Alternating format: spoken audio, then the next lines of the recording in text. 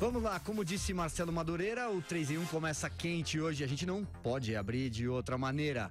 O assunto que mais repercute nessa quarta-feira na imprensa e nas redes sociais é a entrevista de Jair Bolsonaro ao Jornal Nacional na noite de ontem.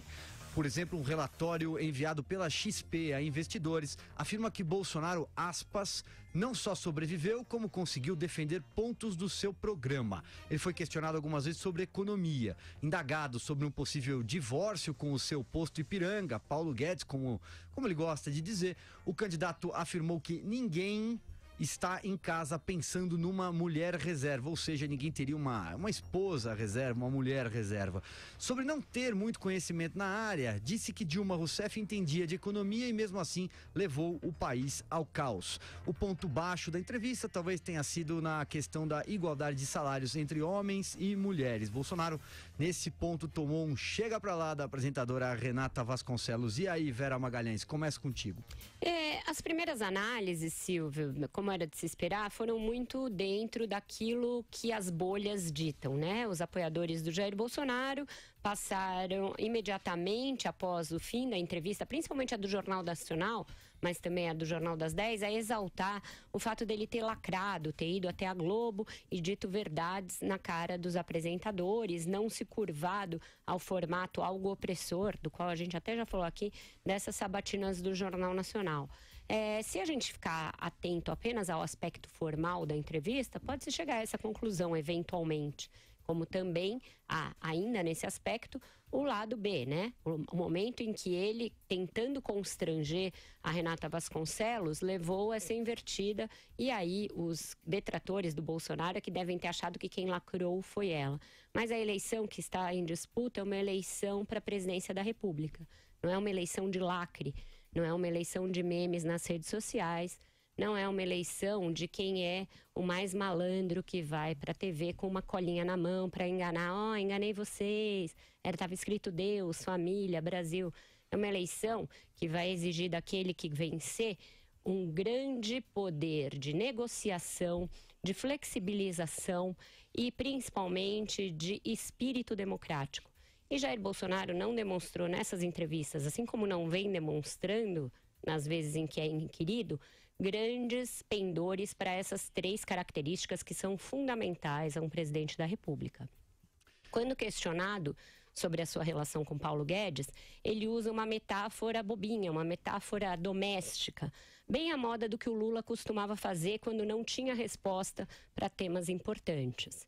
Quando questionado sobre a igualdade salarial de gêneros, que eu concordo com ele, não é um tema que deva ser objeto de uma ação do presidente da República, porém exige um posicionamento de um presidente da República de que não é aceitável numa sociedade igualitária, ele tergiversa, ele é irônico e ele demonstra que acha sim, como disse sim na Luciana Gimenez, que mulheres não devem ganhar o mesmo que homens, uma vez que engravidam e etc. Porque ao questionar de uma maneira bastante desrespeitosa a apresentadora Renata Vasconcelos sobre se ela ganha o mesmo que o William Bonner, numa tentativa de constrangê-la injustificada, porque ela é uma jornalista cumprindo ali o seu trabalho e que recebe de uma empresa que é uma empresa privada, ele ignora o fato de que ela é subordinada e hierárquica do William Bonner. Ele é o chefe do Jornal Nacional.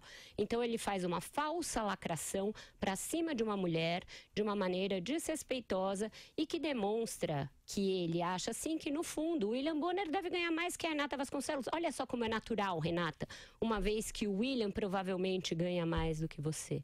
Isso, ele tenta confrontar a Globo, mas ele confronta uma mulher. E isso foi muito mal visto entre as mulheres. Uma vez decantada a entrevista, o mal-estar entre as mulheres é muito grande. Tem textos aí de mulheres de vários lados do espectro político criticando essa postura do deputado Jair Bolsonaro. Então, eu fico aqui, nessa minha primeira intervenção, nesse aspecto específico. Eu acho que se Bolsonaro precisava se aproximar das mulheres para reduzir o fosso que existe, o seu eleitorado é 3/4 masculino. Isso é importante porque mulher, atenção, e isso é importante para os seguidores do deputado Jair Bolsonaro que parecem não perceber, mulher não é minoria. Mulher não é gay, mulher não é quilombola, mulher não está na mesma caixinha da forma como o deputado trata as outras minorias. Mulher é maioria do eleitorado e vai decidir essa eleição conforme mostram todas as pesquisas. Então eu acho que não dá para dizer que ele se desempenhou bem nessas entrevistas, apesar da turma do lacre ter saído satisfeita, Silvio. Carlos Andreasa, qual que é a sua leitura, sua avaliação dos 27 minutos de Bolsonaro na Globo? Rapaz, Silvio Navarro, a entrevista do Bolsonaro não acaba. Esse é um dos problemas, uma das características das participações de Bolsonaro em entrevistas. Nunca acaba. É caótica, e eu falo como conjunto, porque eu também incluo nessa minha primeira intervenção os entrevistadores, que são profissionais de altíssimo nível. Mas o conjunto da entrevista é caótico, é confuso, é catimbado, é truncado, é uma espécie de convite à dissonância cognitiva. Tenho batido pé nessa expressão, que é, para resumir, um confronto individual nosso, do espectador, entre aquilo que nós pensamos, a rigor, portanto, os nossos preconceitos, ou conceitos formados, aquilo em que acreditamos, aquilo que queremos ver e o que, de fato, se passa diante dos nossos olhos. Ali, a meu ver, se disparou um gatilho de possível dissonância cognitiva. Talvez a gente esteja analisando uma entrevista com premissas inexistentes. Tenho muita dúvida sobre os efeitos, por isso a gente vai mesmo tendo de decantar uma entrevista como aquela, porque do ponto de vista formal, ela é inusitada, ela é exótica. Eu acho pessoalmente que o Bolsonaro esteve péssimo no Jornal Nacional. Escrevi sobre isso. Mas é possível que ele tenha ido bem e mal, ou mal e bem. É uma confusão permanente. Que ele tenha perdido em alguns setores e lucrado em outros, considerando o fato fundamental de que esse tipo de entrevista, falamos aqui ontem, é uma espécie de administração de danos. É difícil se sair bem ali. Mas a minha impressão, confrontando os meus preconceitos, pensando na média do eleitorado, na percepção, porque a palavra para uma entrevista como essa, aliás, para qualquer entrevista em política eleitoral, é percepção. A minha percepção é uma, mas o Bolsonaro não fala para mim. Não é comigo que ele está comunicando. Tem uma questão fundamental aí que e eu vou falar sobre isso detidamente depois, a escolha, a pauta da entrevista. Abre-se um fosso muito grande entre os entrevistadores e o entrevistado para mim. Em determinado momento, o Bolsonaro parece incorporar o Brasil real, o Brasil profundo. E o William Bonner e a Renata Vasconcelos, e poderiam ser quaisquer jornalistas, eles parecem representantes do reino da Dinamarca. E a pauta espelha isso. E a rigor, a pauta quem faz é o Bolsonaro. Esse é um ponto fundamental. O sujeito aparece com 20% das intenções de voto, Silvio. E a impressão que dá é que as pessoas consideram que seja possível que esses 20% decorram da ignorância sobre o que o Bolsonaro pensa, especificamente sobre a pauta de costumes, quando na verdade esses 20% votam no Bolsonaro concordando com as suas ideias ou não considerando que elas sejam ruins o suficiente para que mudem. E no entanto, se permanece mais uma vez numa entrevista importante, tratando dos mesmos temas sobre os quais o Bolsonaro responde há 30 anos. Temas sobre os quais ele é versado. Veja, não estou falando que o jornalista tem que desmontar, desconstruir o entrevistado. Mas todo mundo sabe, o jornalismo tem que prestar esse tipo de serviço. Todo mundo sabe o que o Bolsonaro pensa sobre as questões tratadas ali, fundamentalmente. Mas o que ele pensa sobre as outras coisas? Ah, mas ele falou na Globo News, a audiência é outra. Era oportunidade, mais uma oportunidade perdida, do Bolsonaro falar especificamente sobre economia, sobre projetos, insistir nesse aspecto. Saneamento básico, insistir nesse aspecto. Mortalidade infantil, insistir nesse aspecto. Educação, insistir nesse aspecto. Forçá-lo a apresentar suas ideias dele próprias sobre esse assunto. Mas não. Ditadura, homofobia, arma na mão do cidadão, polícia que mata 10, 20 e 30. Não dá. Sigo com você, Marcelo Madureira, vai daí. Eu gostei muito da análise do Andreasa, talvez se eu conseguir tentar aprofundá-la, né? O objetivo dessa sabatina é mais do que louvável. É você colocar 25 minutos do Jornal Nacional, o camarada, praticamente sem ter possibilidade de ter uma outra ideia, uma contradita, né? Expor lá o seu pensamento. Mas eu acho que, infelizmente, o tiro acaba saindo pela culatra. Não se consegue muito isso. Talvez um aspecto que me passa, não é isso exclusividade dos âncoras do Jornal Nacional, não. Dos jornalistas de televisão me tem passado isso, de uma certa forma. Veja bem, aí é uma crítica, mas não vai nenhuma maldade nessa crítica, uma crítica construtiva. Existe talvez uma certa exagero, uma egolatria, uma vaidade excessiva por força. Os jornalistas querem aparecer mais que o candidato. Se estendem demais nas perguntas, né? Intervêm em excesso. O estilo, a Vera até apontou ontem que é o estilo americano, em inglês, de fazer esse tipo de sabatina, que é apertando, eu acho isso muito bom, né? De colocar o cara em contradição, de ver como é que funciona sob pressão, é ótimo. Só que eu acho que o Bonner e a Renata Vasconcelos não fizeram o curso todo, ou cabularam alguma aula, porque chegou momentos ali, principalmente por parte da Renata Vasconcelos, que virou quase um fla-flu, né? Virou quase uma coisa pessoal.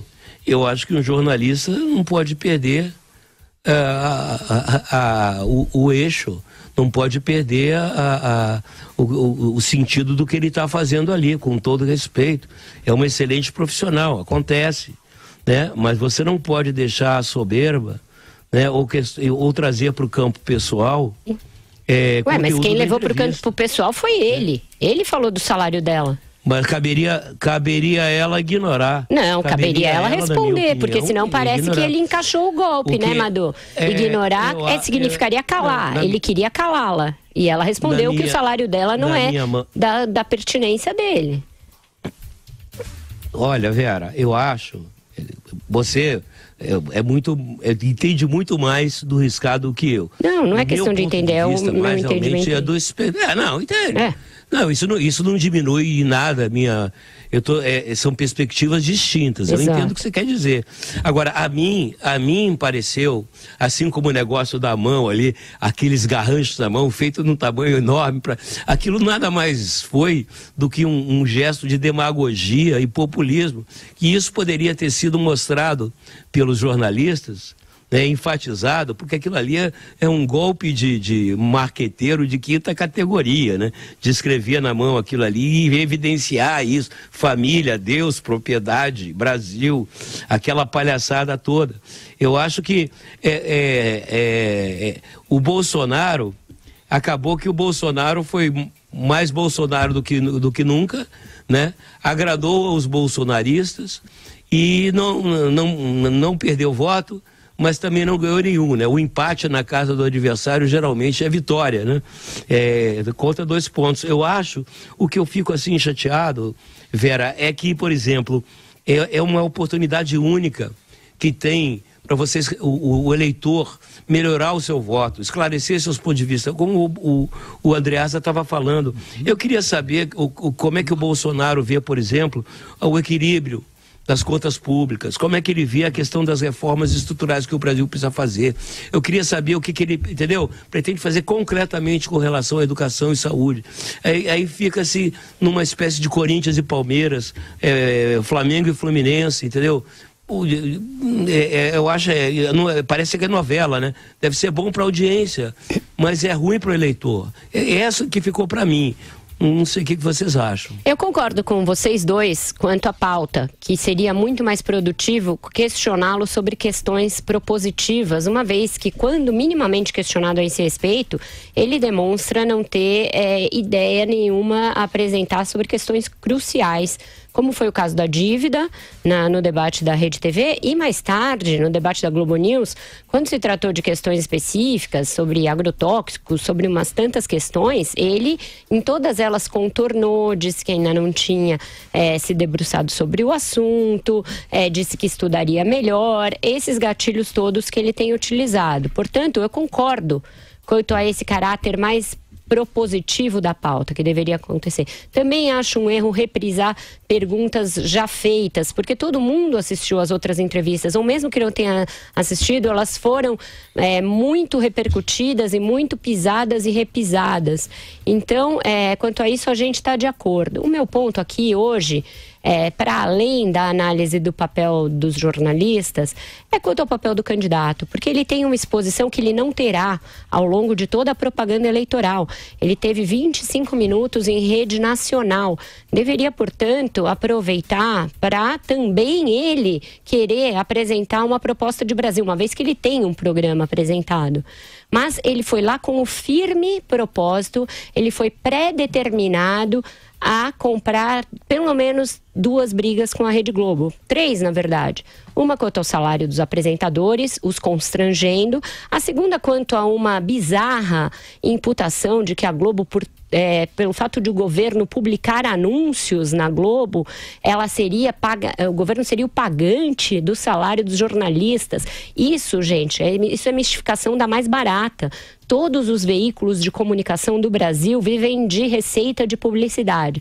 Publicidade privada e também publicidade pública.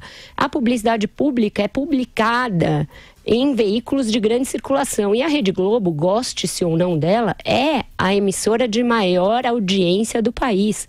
É natural que ela tenha verbas públicas, e as verbas públicas provavelmente não correspondem à maioria da verba de publicidade da Rede Globo. É importante que se diga isso para que não se prolifere essa mistificação, essa mentira. Então, quando você cria um ambiente de confronto com a imprensa, você está disposto a falar para os seus e não a falar para o público. Ele levou aquela escrito na mão numa pegadinha, e que os jornalistas caíram de fato, porque aí no Jornal das 10 o Merval Pereira falou: deputado, tem muita gente perguntando o que tem na sua mão, e aí ele pôde fazer a propaganda, mostrar a mãozinha e depois replicar nas suas redes sociais. Então, aproveitando o meio de comunicação do deputado Jair Bolsonaro, eu preparei aqui uma coisinha para ele também, ó. Deputado, governar é coisa séria, não é lacração. Andreasa, eu vou passar a bola para você, só introduzir aqui 2 pontos. O primeiro, a provocação que ele fez à Rede Globo no final, uma carta na manga que ele já tinha usado anteriormente e que ele estava praticamente esperando a pergunta sobre a ditadura para sacar. A outra, a questão da homofobia, você agora há pouco falou sobre os temas, a forma como eles foram abordados, alguns favoráveis ao próprio Bolsonaro, que é a questão do livro lá, o livro já Aparelho Sexual e Companhia, editado pela Companhia das Letras, que nunca chegou às escolas pelo Ministério da Educação, mas que o Bolsonaro insistiu na frase dele lá: o pai que tem um filho na sala agora, tira o filho da sala para ele não ver isso, se bem que isso está nas escolas públicas e tal. Hoje isso continuou repercutindo, ele disse durante uma agenda que o MEC está mentindo. Segue você, Andreasa.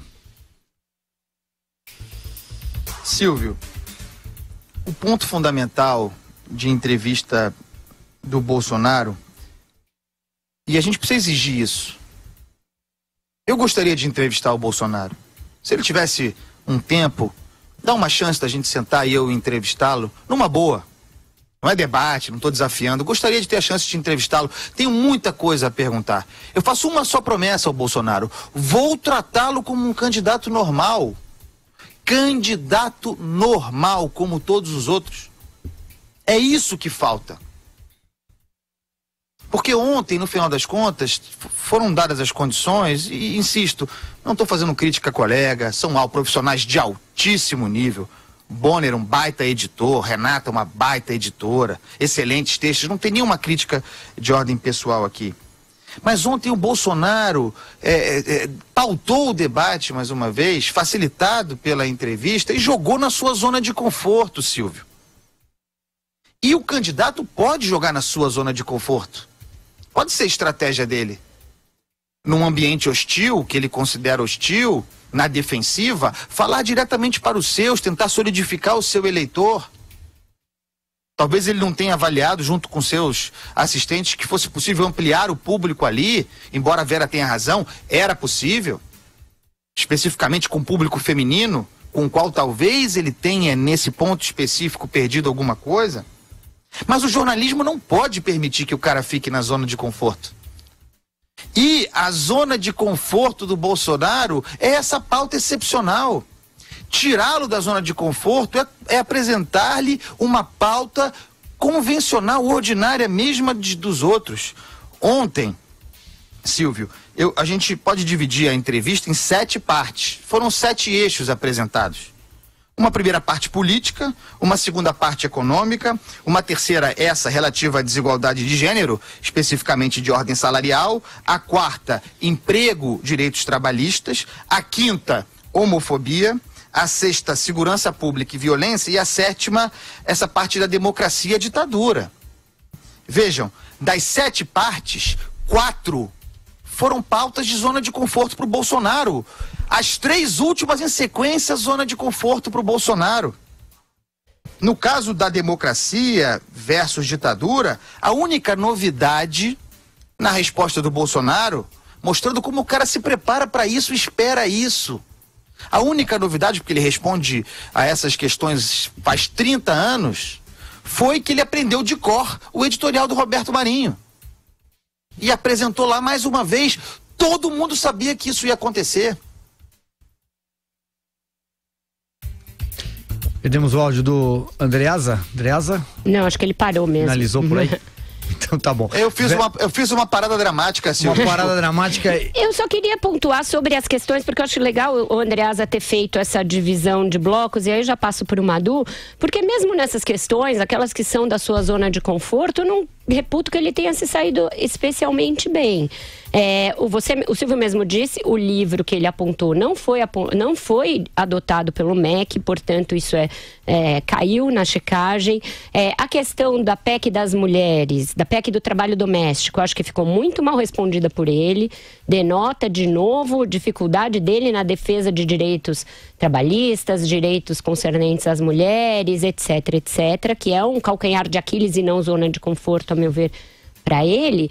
E também nos outros casos ele responde de uma maneira que não sei se cai tão bem mesmo junto ao seu eleitorado. O que eu vejo hoje, no dia seguinte, em pesquisas qualitativas a que eu tive acesso, é que quem era indeciso assim permaneceu, e no eleitorado feminino quem era indeciso acabou pendendo contra ele, porque viu ali uma pauta anti-direitos femininos. Falaram que não deu para ver a minha coisa, então deixa eu mostrar a minha cola aqui.